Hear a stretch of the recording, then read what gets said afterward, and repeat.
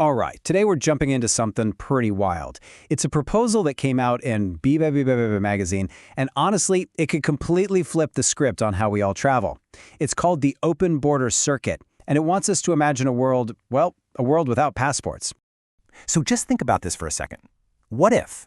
What if you could just walk across an international border without a passport? No digging through your bag, no waiting in line for a stamp. What would a world like that even look like? Well, that's exactly what this proposal imagines. A world with no passports, no visas, and this is a big deal in the source material, no surrendering your bodily autonomy every time you go through a checkpoint. I mean, that's a direct shot at the travel system we've all been using for, over 100 years now? Okay, so how does this all work? What's the secret sauce? It really boils down to two main ideas that have to work together. The Open Border Circuit, or OBC for short, and something called the Mobility Recognition Treaty, the MRT. These two things are pretty much the entire foundation. Let's break that down, starting with the MRT. The Mobility Recognition Treaty, you can kind of think of it as the legal engine that makes the whole thing go. It's basically a framework that lets all the participating countries agree to recognize a totally new kind of travel document. It's that first crucial handshake that gets the ball rolling. And once countries sign that treaty, they become part of the Open Border Circuit. This is the actual network, right, the mobility zone, where these new rules of travel are in play. And the source makes a really big point of calling this sovereignty affirming. What that means is countries choose to join. Nobody's forcing them. It's an opt-in system, not some top-down global mandate. Okay, so that's the big question, right? How in the world does this work if there's no passport? The key here isn't just a new document. It's a completely different kind of credential. The source even calls it a post-passport artifact. And it has a name. The Shared Identity Credential, or SIC. Now, pay attention to how they define this, because it's everything. It's non-national, so it has nothing to do with your citizenship. It's voluntary. You choose to get one. It's built to preserve your privacy, and the whole thing is designed around consent. This is a massive, massive shift from the government-issued passports we're all used to. And this really gets to the core philosophy behind the whole idea. It's summed up perfectly in this one line from the article. Identity is offered, not extracted. Think about that. Instead of a government demanding your info, you are the one in control. You offer proof of who you are when you want to. It just completely flips the power dynamic on its head.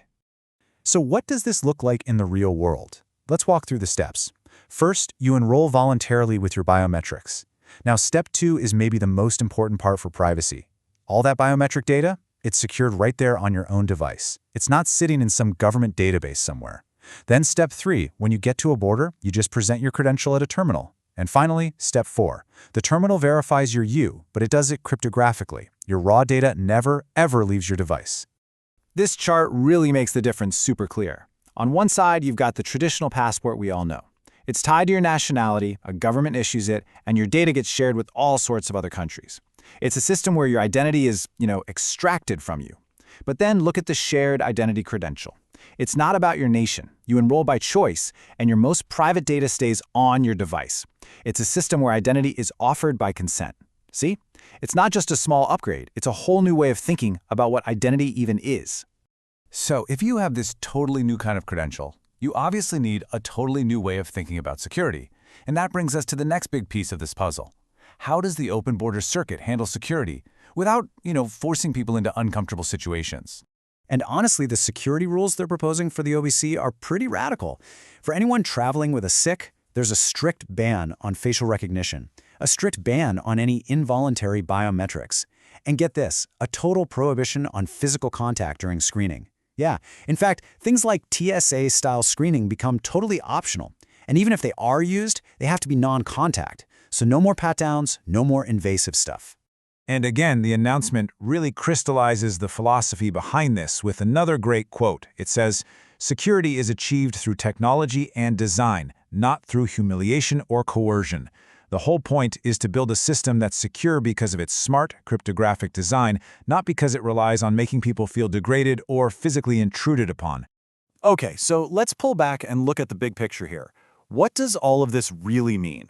Because this is about more than just making your vacation a little easier. The last part of the announcement frames this as something way, way bigger, a move towards a new kind of human sovereignty. The authors argued that this mobility recognition treaty isn't just some dry legal paper. They call it a shared mobility language. It's like a new protocol, a new way for countries to recognize individual people without having to shove them into what the article calls the passport nationality hierarchy. And that leads to this incredibly bold claim at the heart of the project. The announcement just comes out and says it, quote, "The era of involuntary identity is ending." The idea here is that this system is the first step toward a world where your identity actually belongs to you. It's not just something assigned to you by a country that you're then forced to use to get around. And maybe the most powerful phrase in the whole piece is this one. The open border circuit is described as nothing less than a shift in the physics of human movement. Wow. So it's not just about changing the rules, it's about changing the fundamental nature of how we, as people, can move across the face of the earth. Which, of course, brings us to the final question. The proposal says the open border circuit will start with just 2 founding member states, but it's designed to grow. So what do you think? Is this a workable plan, or is it just a utopian fantasy? Could this actually be the future of how we all get around the globe?